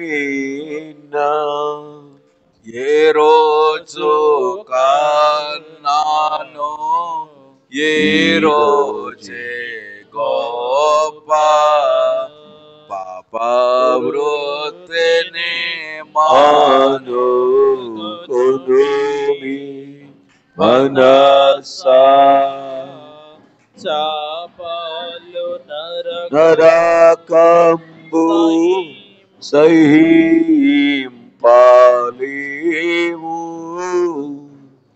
ప్రియులరా, ఆరాధన దినము దేవుడు ఆశీర్వదించినటువంటి దినము. చూడండి, ఆ యొక్క ఆదికాండము 2వ అధ్యాయము 3వ వచనములో, కాబట్టి దేవుడు ఆ 7వ దినమును ఆశీర్వదించి పరిశుద్ధపరిచెను. చాలండి. కనుక దేవుడట 7వ దినాన్ని ఏం చేశారు? 1 ఆశీర్వదించారు, 2వది పరిశుద్ధపరిచారు. కనుక మనము ఆశీర్వదించబడాలి అంటే ఆరాధనలో తప్పకుండా మనము మరి ఏకీవించవలసిన వారమై ఉన్నాం. కనుక ఆరాధన దినం మనకు ఆశీర్వాదాన్ని ఇస్తుంది. అంతేకాకుండా ఆ దినాన్నట దేవుడు ఏం చేశారంటే పరిశుద్ధపరిచారు. పరిశుద్ధత. కనుక ప్రియులరా, ఇశ్రాయేలీయులకు దేవుడు ఎన్నో ఆజ్ఞలు ఇచ్చారు. ఆజ్ఞల్లో ప్రాముఖ్యమైన ఆజ్ఞలు ఏంటంటే 10 ఆజ్ఞలు. 10 ఆజ్ఞల్లో 3వ ఆజ్ఞ ఏంటి? విశ్రాంతి దినమును పరిశుద్ధ దినముగా ఆచరించుటకు జ్ఞాపకం చేసుకో. దేవుడు అన్ని ఆజ్ఞలను ఆజ్ఞాపించారంట. 3వ ఆజ్ఞను ఆయన ఆజ్ఞాపించడమే కాదు, ఆచరించి చూపించారట. కనుక ప్రియ దేవాది దేవుడు ఆ యొక్క 3వ ఆజ్ఞను ఏం చేశారంటే ఆచరించి చూపించారు. కనుక ప్రియులరా, విశ్వాసులమై ఉన్నటువంటి మనము ఆశీర్వదించబడాలి అన్నా, అంతేకాకుండా దేవుని యొక్క ఉన్నతమైన స్థితిని బట్టి పరిశుద్ధమైన స్థితిలోనికి మనం రావాలి అన్నా, మనము ఆరాధన దినాన్ని తప్పకుండా ఆచరించవలసిన వారమై ఉన్నాం. కనుక ప్రియులరా, ఆశీర్వదించెను అనే మాట దేవుని యొక్క వాక్యములో మనం చూస్తూ ఉన్నాం. కనుక ప్రియులరా, ఒక రకంగా చూస్తే ఆశీర్వాదం గొప్పదా, ఆస్తి గొప్పదా అంటే ఆశీర్వాదం కన్నా ఆస్తే గొప్పది. కనుక ప్రియులరా, ఆశీర్వాదం కన్నా ఆస్తే ఉన్నతమైంది. నేను చిన్న మిస్టేక్ చేశాను. ఆస్తి కన్నా ఆశీర్వాదమే గొప్పది. ప్రియులరా, ఆస్తి నిలబడదు కానీ ఆశీర్వాదం నిలబడద్ది. కనుక యబ్బోకు రేవు దగ్గర యాకోబు అంటాడు, నీవు నన్ను ఆశీర్వదించితేనే కానీ నేను నిన్ను పోనవ్వను. ప్రియులరా, దేవుని యొక్క ఆశీర్వాదాన్ని ఆ యొక్క యాకోబు కోరుకున్నాడు. కనుక ప్రియులరా, ఒక రకంగా చూస్తే తన యొక్క తొడగూడు వసిలిపోయినా కానీ ఆశీర్వాదాన్ని మాత్రం అతడు వదిలిపెట్టలేదు. తొడగూడు వసిలిపోవడం అంటే ఆ బాధను ఎవరైనా భరించగలమా? చిన్న ములుగుచ్చుకుంటేనే ఎంతో బాధపడతాం కదా. కానీ ఆ యొక్క యాకోబు గారు తొడగూడు వసిలిపోయినా కానట ఆశీర్వాదం కొరకే పట్టుబట్టారు. కనుక అలాంటి ఆశీర్వాదము ఏ విధంగా మనం పొందగలము అంటే ఆదివారపు ఆరాధనను ఆచరించడం ద్వారా మనమట్టి ఆశీర్వాదాన్ని పొందేవారమై ఉన్నాం. కనుక ప్రియులరా, మరి దేవుని యొక్క ఉద్దేశాన్ని మానవులమైనటువంటి మనం నెరవేర్చడానికి దేవుడు మనకిచ్చినటువంటి ఒక ఏర్పాటు ఈ యొక్క మందిరము. కనుక అన్న ఆహారాన్ని విడిచిపెట్టి దివారాత్రులు ఉపవాసముతో ఆలయములో సేవ చేస్తూ ఉంది. సేవ చెయ్యాలంటే బలం ఉండాలి, సేవ చెయ్యాలంటే శక్తి ఉండాలి. ఆ బలము శక్తి దేని ద్వారా వస్తుంది? ఆహారం ద్వారా వస్తుంది. కానీ ఈ తల్లి అనగా అన్నమ్మనే ఈ తల్లి ఆహారము తినకపోయినా కానట దేవుని మందిరంలో ఏం చేస్తుంది? సేవ చేస్తూ ఉంది. కనుక తండ్రి గారు అన్నమాట, అవ్వమ్మ ఆహారాన్ని ఆశించింది, ఆ యొక్క తోటలో నుండి బయటికి వెళ్ళగొట్టబడింది. కానీ అన్నమ్మ ఆహారాన్ని తినకుండా దేవాలయములోనట రెయ్యింబగళ్ళు కూడా దేవునికి ఏం చేస్తుందంటే సేవ చేస్తూ ఉంది. కనుక తండ్రి గారు అన్నమాట బైబిల్ మిషన్ వారి యొక్క అనుభవము అన్నమ్మ అనుభవము అన్నారు. కనుక ప్రియులారా, అన్నమ్మ ఆహారాన్ని ముట్టుకోలేదు, అన్నమ్మ ఆహారాన్ని ఆశించలేదు. ఎందుకంటే మరి దేవుని యొక్క ఏర్పాటు అంత గొప్పది. నరులు ఆహారం వల్లనే కాదు కానీ దేవుని నోట నుండి వచ్చు ప్రతి మాట వలన కూడా జీవిస్తారు. కనుక మత్తయి సువార్త 4వ అధ్యాయంలో ఆ యొక్క సాతాను ప్రభు దగ్గరకు వచ్చి శోధించినప్పుడు ప్రభు అన్నటువంటి మాట, రాళ్ళట ఇచ్చి ఏమంటుంది? రొట్టెలుగా చేసుకొని తినమంటుంది. అమ్మ, సాతాను మంచి చెప్పిందా చెడ్డ చెప్పిందా? మనలో మనమాట. యేసు ప్రభు ఆకలితో ఉన్నారు, ఉపవాసంతో ఉన్నారు. పైగా ఎన్ని దినాల ఉపవాసం? 40 దినాల ఉపవాసం. కనుక 40 దినాలు ఉపవాసం చేస్తున్నటువంటి యేసుక్రీస్తు ప్రభు ఆకలితో ఉన్నారు. ఆకలితో ఉన్నటువంటి ప్రభు దగ్గర కట సాతాను రాళ్ళు తెచ్చి రొట్టెలు చేసుకొని తినయ్యా అంటుంది. అంటే ప్రభు యొక్క క్షేమం కోరుతుందా? కోరుతుంది. ప్రియులరా, సాతాను యొక్క క్రియలు చాలా జ్ఞానం కలిగి ఉంటాయండి. కనుక ప్రియులరా, ఒకవేళ ప్రభువే కానీ సాతాను చెప్పినట్లు చేస్తే అందరూ అనుకుంటారట, యేసుప్రభు ఏమో ఉపవాసం చేయలేదు, అక్కడ ఎన్నో రాళ్ళు ఉన్నాయి, ఆ రాళ్ళన్నింటినీ కూడా ఆయన ఏం చేశారు? రొట్టెల కింద చేసుకు తినేశారు అనుకుంటారట. కనుక ఆ యొక్క అవకాశము దేవుడు అపవాదికి ఇవ్వకుండా ప్రియులరా, ఆ యొక్క అపవాది చెప్పినటువంటి మాటను ఆయన లెక్క చేయలేదు. కనుక అక్కడ 3 రకాలైనటువంటి శోధనలు వచ్చినాయి. కానీ ప్రియులరా, ఆ యొక్క శోధనలట ప్రభు ఏం చేశారంటే జయించారు. మొదటి శోధన ఆహార శోధన. కనుక రెండవ శోధన సంపాదన శోధన. కనుక ప్రభుని అంటుంది, నీవు నాకు సాగిలపడి నమస్కారం చేసిన యెడల ఈ లోకరాజ్యాలన్నింటినీ నేను నీకు ఇచ్చేస్తాను. సంపాదన శోధన అన్నారు. అసలు ఈ లోకం ఎవరిది? దేవునిది. కానీ ప్రియులరా, దేవునిది ఈ లోకం. కానీ ఇప్పుడు సాతాను ఏమంటుంది? నీవు సాగిలపడి నాకు నమస్కారం చేస్తే ఈ లోకరాజ్యాలన్నింటి కూడా నీకే ఇచ్చేస్తానంటుంది. మా ఊళ్ళో ఒక చిన్న సంఘటన జరిగిందండి. ఏంటి ఆ సంఘటన అంటే, ఒకరు ఇల్లు కట్టుకున్నారు. వారు హైదరాబాద్ వెళ్ళిపోయారు. వెళ్ళిపోయి ఇంటిని ఏం చేస్తారంటే అద్దెకి ఇచ్చేస్తారు. ప్రియులరా, ఆ ఇంటి వారు ఏం చేసేవారంటే నెల పూర్తి అవ్వకుండానే ఇంటద్దె బ్యాంక్ అకౌంట్లో వేసేసేవారండి. నెల పూర్తి అవ్వకుండానే ఒకసారి 2-3 నెలల అద్దె కూడా ఏం చేసేవారంటే అకౌంట్లో వేసేవారు. కనుక ఇప్పుడు సొంత ఇంటి వారికి అద్దింటి వారి మీద ఏం కలిగిందంటే మంచి నమ్మకం కలిగింది. ఇప్పుడు కొన్ని దినాలు అయిన తర్వాత ఈ అద్దింటి వాళ్ళు ఏం చేశారంటే ఆ ఊరు మరి బిల్ కలెక్టర్ గారిని అయ్యి మచ్చిక చేసుకుని చివరికి ఆ యొక్క ఇంటి పన్ను రసీదు వాళ్ళ పేర మీద వచ్చేటట్లు చేసుకున్నారు. కనుక ప్రియులాకి ఇంటిని వారు ఏం చేస్తారంటే ఆక్రమించేసుకున్నారు. అలాగునే మరి ఆ యొక్క అద్దింటి వారు సొంత ఇంటిని అనగా ఆ యొక్క ఇంటిని ఎలాగున ఆక్రమించుకున్నారో అలాగునే సాతాను కూడా ఏం చేస్తాడంటే ఈ యొక్క లోకాన్ని ఆక్రమించుకున్నాడు. ప్రియులరా, ఇప్పుడు ఆక్రమించుకున్నటువంటి ఆ యొక్క ఏర్పాటును బట్టి ఇక్కడ మనం జాగ్రత్తగా పరిశీలన చేస్తే దేవుడు ఆ యొక్క సాతాన్ని మరి 3 స్థలాల్లో కూడా ఏం చేస్తారంటే ఎదిరించారు. కొంతమంది అంటారు, సాతాను రమ్మంటే మాత్రం ప్రభు వెళ్ళిపోవాలా అంటారు. వెళ్ళలేదు అనుకోండి, ప్రభులో ఏమీ లేదు, శక్తి లేదు.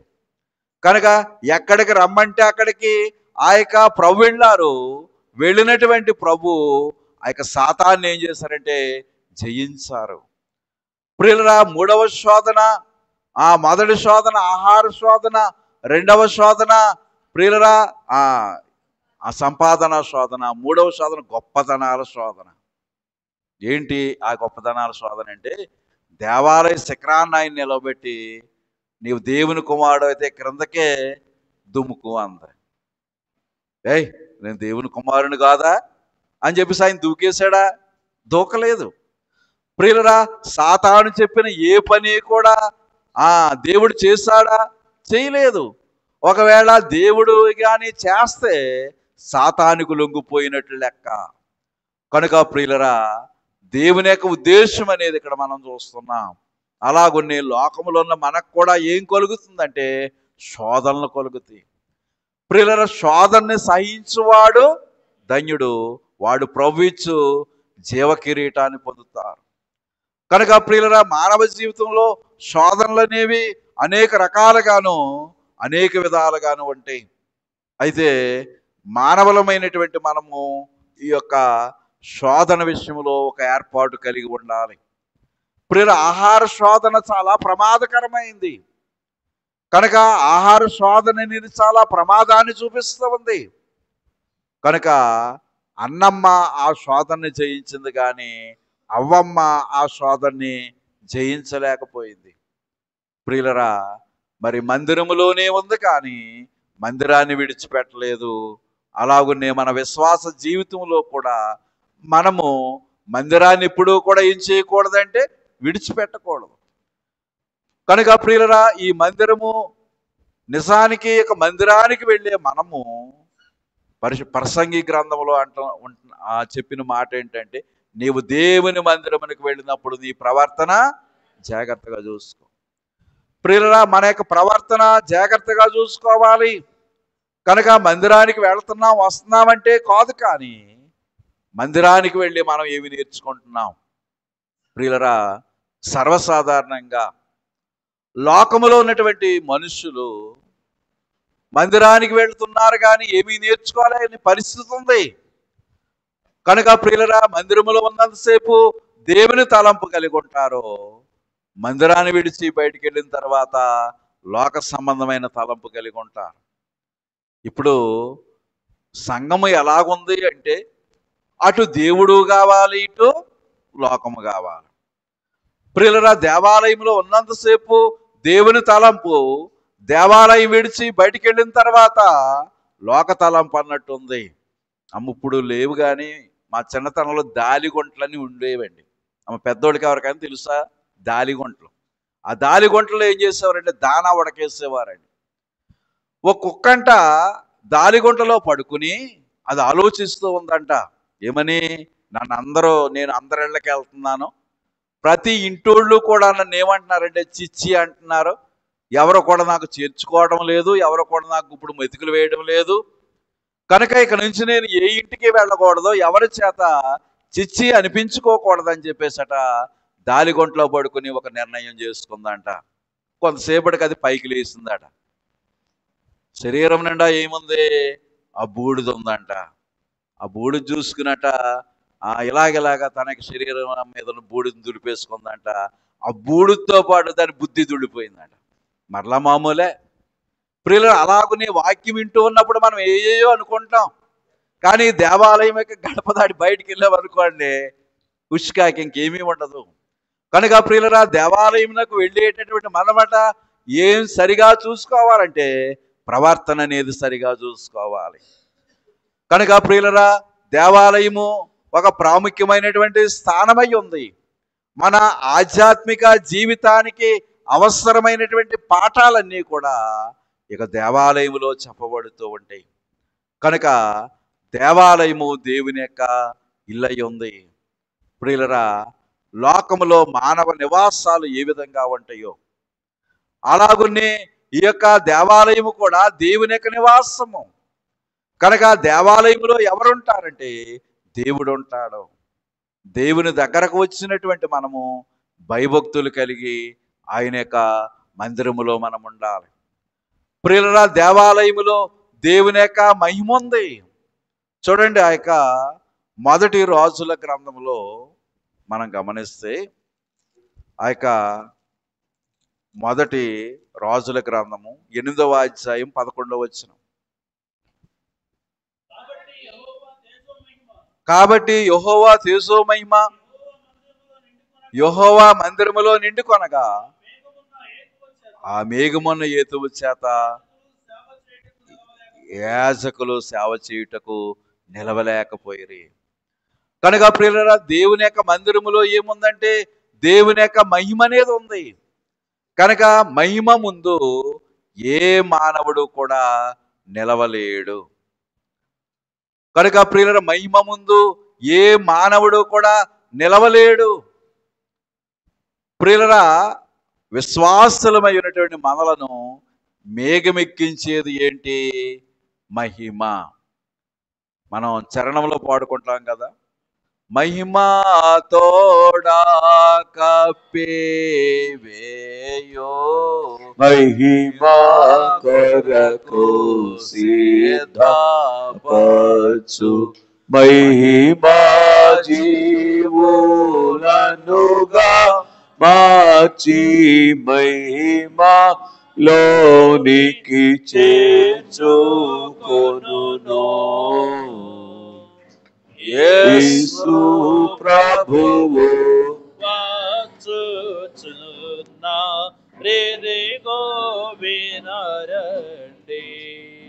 కనుక ప్రియులరా, మహిమతోడ కప్పివేయు.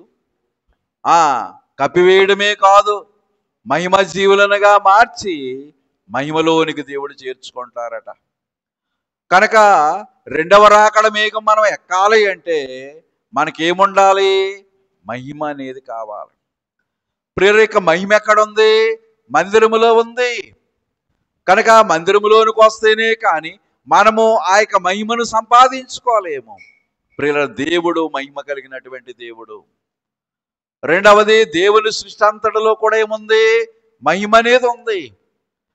కనుక ఆ యొక్క నిర్గమాకాండం 33వ అధ్యాయములో ఆ యొక్క మోషే గారు అంటారు, దయచేసి నీ యొక్క మహిమను నాకు చూపించు అంటారు.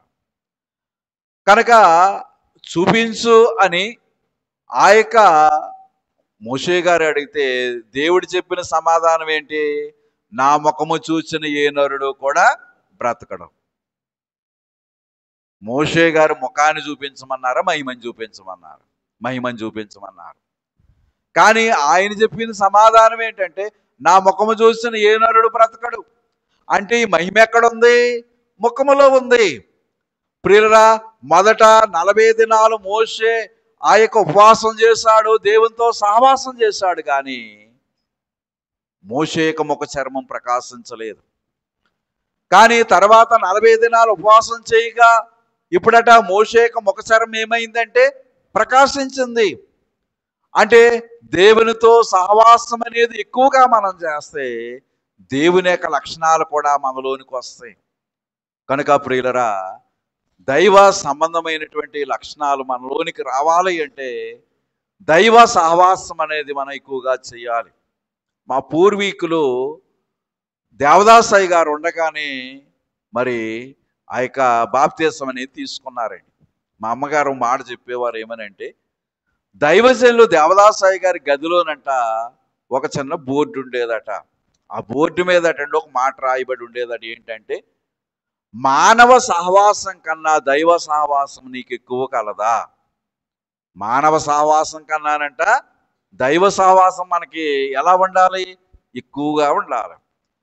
కానీ మనకి మానవ సహవాసమేమో ఎక్కువ, దైవ సహవాసమేమో తక్కువ.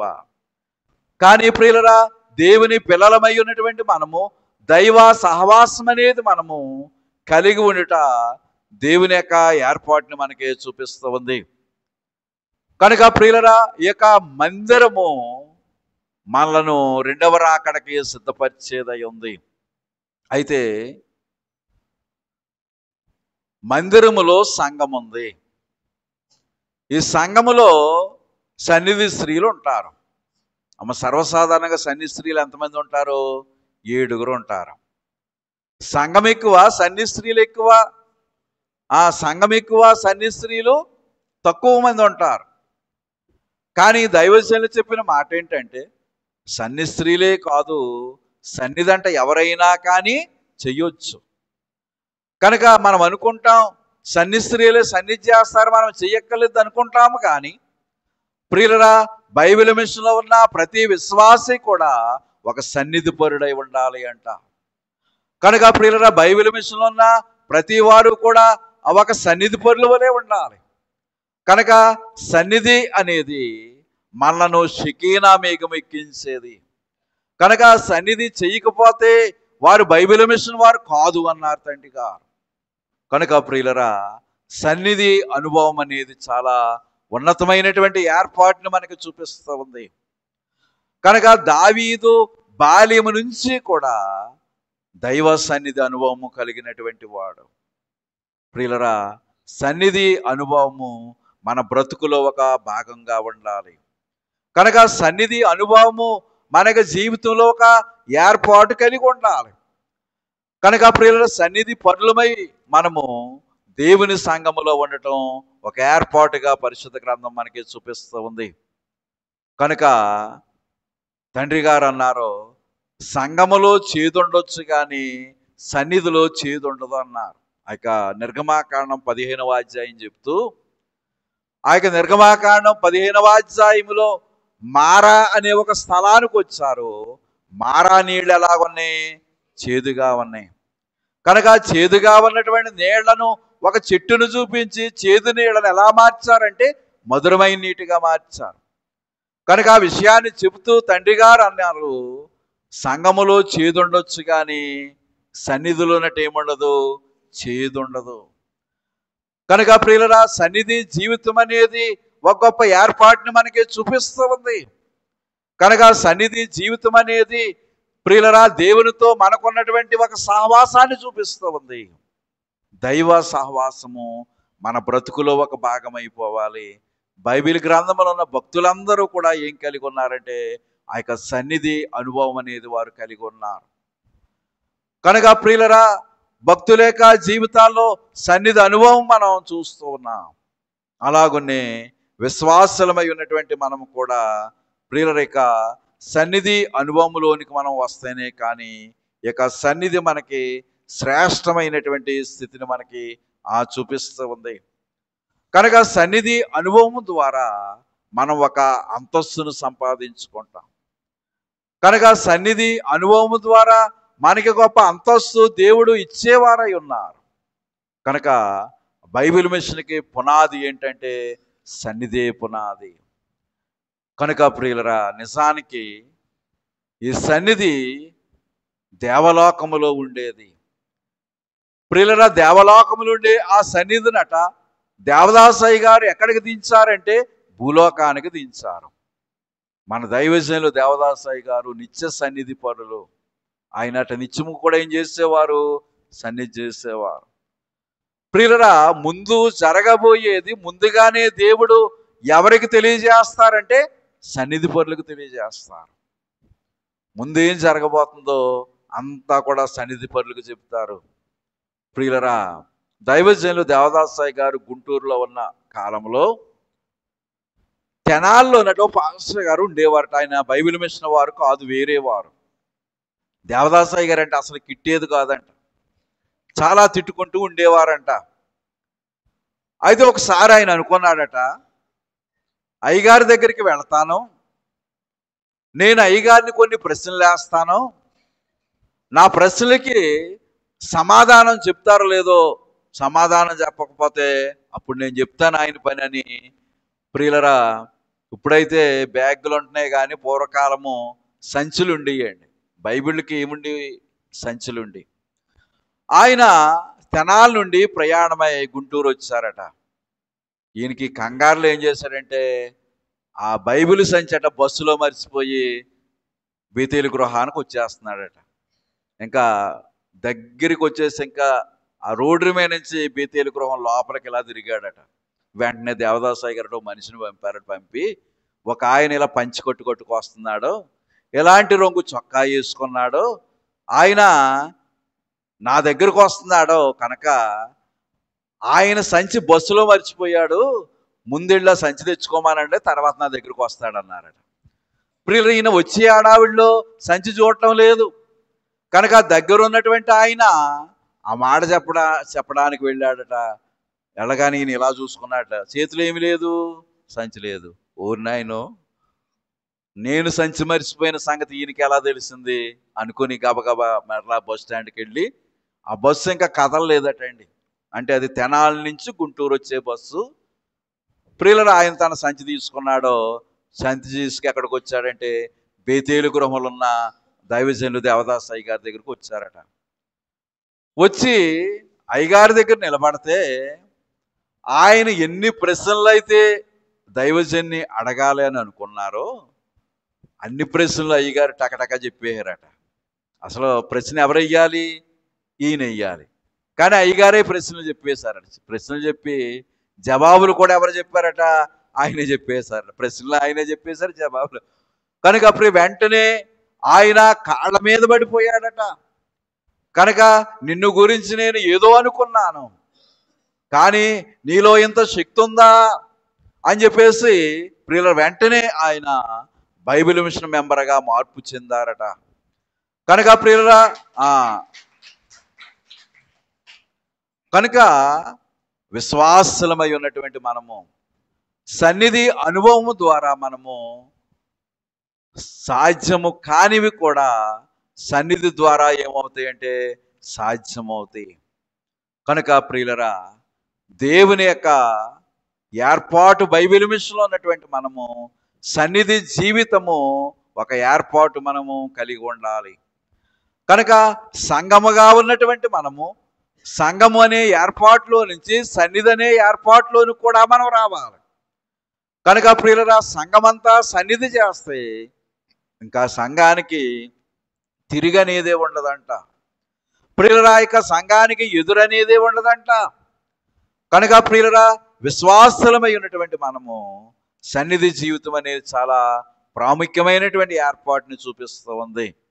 కనుక సన్నిధిని బట్టి అనేకమైనటువంటి మేళ్ళు తండ్రి గారు మనకు తెలియజేస్తారు.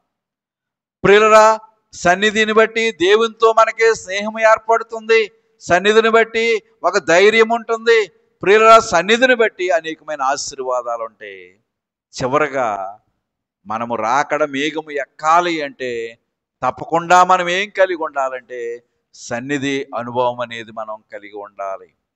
కనుక ప్రియులరా, మరటి సన్నిధి అనుభవాన్ని మనము కలిగి మరి సన్నిధి ఏర్పాట్లోనికి మనం వస్తేనే కానీ ప్రియులరా మనము షకీనా మేఘము చేరలేము.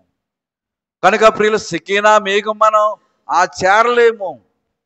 కనుక యేసుక్రీస్తు ప్రభు మధ్యాకాశములోనికి వచ్చి మేఘం మీదకి మనను ఆకర్షించుకుంటారు. ఎవరిని అంటే విశ్వాసుల్ని మాత్రమే. కనుక ప్రియులరా, విశ్వాస జీవితంలో ఒక ఉన్నతమైన ఏర్పాటు కలిగినటువంటి వారిని దేవుడు ఆకర్షించుకునేవారై ఉంటారు. భూమికి ఒక ఆకర్షణ శక్తి ఉంది. మనం ఏ వస్తువుని క్రింద పడవేసినా కానీ ఇలా పడేస్తానంటే అది ఎక్కడికి వెళ్తుంది? కిందకి వెళ్తుంది. అదే చంద్రుని మీదకి వెళ్ళి ఒక వస్తువుని ఇలా పడేస్తుందంటే అది కిందకి వెళ్ళదంట. ఎందుకంటే చంద్రునికి ఏమి లేదు, ఆకర్షణ శక్తి లేదు, కానీ భూమికి ఆకర్షణ శక్తి ఉంది. కానీ ప్రియులరా, విశ్వాసులమై ఉన్నటువంటి మనలను పాపము కిందకి దిగలాగుతూ ఉంది. కానీ దాని యొక్క ఆకర్షణ శక్తిని కూడా మనము జయించి రేపు రెండవ రాకడలో మనము వెళ్ళవలసినటువంటి వారమై ఉన్నాం. కనుక రాకడ మేఘము ఎక్కాలి అంటే సన్నిధి ఒక సాధనము. కనుక ప్రియులరా, సన్నిధి అనుభవము ద్వారా అనేకమైన ఏర్పాట్లు.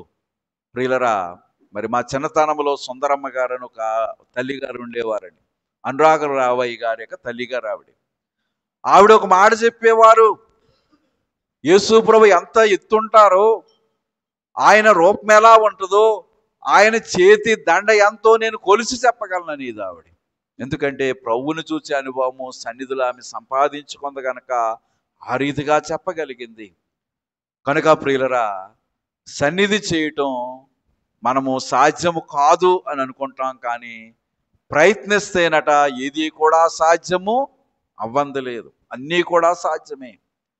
కనుక ప్రియులరా, సన్నిధి జీవితము విశ్వాసులమై ఉన్నటువంటి మనం కలిగి ఉన్నప్పుడు అనేకమైన ఆశీర్వాదాలు మనం సంపాదించుకుంటాం. కనుక సన్నిధి చెయ్యని సంఘమే కాదు అన్నారు. కనుక ప్రియులరా, చదువు చెప్పని పంతులే కాదు, వ్యాపారం లేని వ్యాపారే కాదు, సేద్యము చెయ్యని రైతే కాదు, సన్నిధి చెయ్యని విశ్వాసే కాదని తండ్రి గారు తెలియజేశారు. కనుక ఆ రీతిగా మనము సన్నిధి అనుభవము కలిగి సన్నిధి ద్వారా దైవ సహవాసములోనికి వెళ్ళే ధన్యత ఆత్మ తండ్రి మనకు అందరికను అనుగ్రహించునుగాక. చిన్న ప్రార్థన చేసుకుందాం. మహిమాన్వితుడా, మీకు వందనాలు.